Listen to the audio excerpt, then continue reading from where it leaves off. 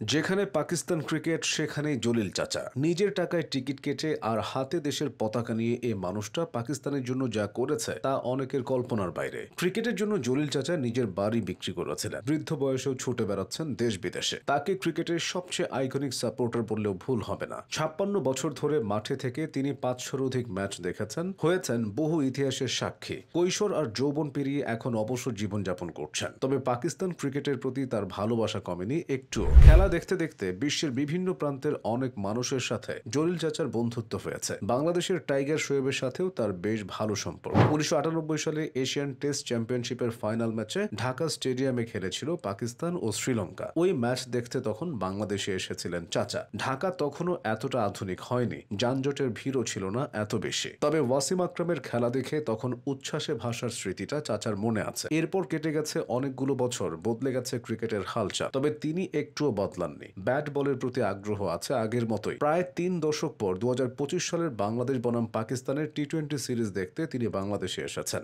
বাংলাদেশে তার সময়টাও কাটছে দারুণ। মুখে সাদা দাড়ি, মাথায় পাকিস্তানের ক্যাপ, পরনের পাঞ্জাবিতেও পাকিস্তানের পতাকার ছাপ। এভাবেই মিরপুর স্টেডিয়ামে জলিল চাচাকে দেখা যায়। বাংলা ভাষাটা খুব ভালো জানেন না তিনি, তবে এ দেশকে তিনি ভালোবাসেন, পছন্দ করেন এখানকার মানুষদেরকে।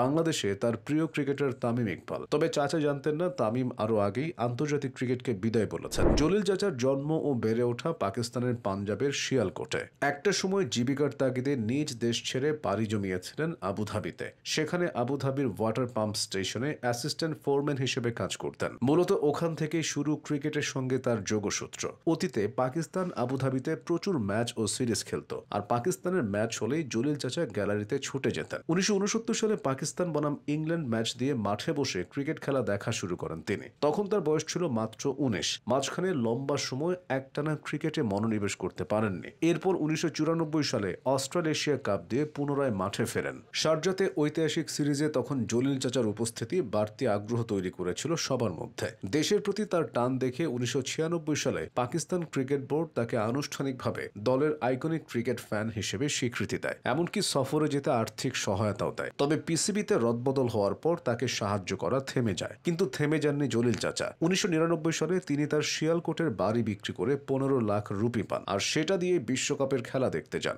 এরপর থেকে নিজ দেশের খেলা দেখতে তিনি অসংখ্য জায়গায় গিয়েছেন, বহু দেশ ঘুরেছেন, এমনকি পাকিস্তানের সাথে বৈরী সম্পর্ক থাকা ভারতেও তার পা পড়েছে। 2016 সালে টি-20 বিশ্বকাপ খেলতে ভারতে গিয়েছিল পাকিস্তান দল। সে সময় জলিল চাচাও সে দেশে হাজির হন। এর 7 বছর পর 2023 ওয়ানডে বিশ্বকাপ খেলতে বাবর আজমরা আবারও ভারতে যান। সেবারও চাচা ভারতে পৌঁছে যান গ্যালারিতে বসে নিজ দেশকে সমর্থন দিতে। বয়স 70 পেরিয়েছে অনেক আগে, শরীরটাও তার আগের মতো চলে না, কিন্তু পাকিস্তান দল মাঠে নামলেই যেন চাচার চোখ মুখে নতুন করে প্রাণ ফিরে আসে। জলিল চাচার দিনটা যেভাবেই শুরু হোক, তার আসল আনন্দ দেখা যায় মাঠে গেলে। তার মতো মানুষরা মনে করিয়ে দেয় ক্রিকেট শুধু একটা খেলা না, এটা জীবনের সঙ্গে মিশে থাকা এক ভালোবাসা।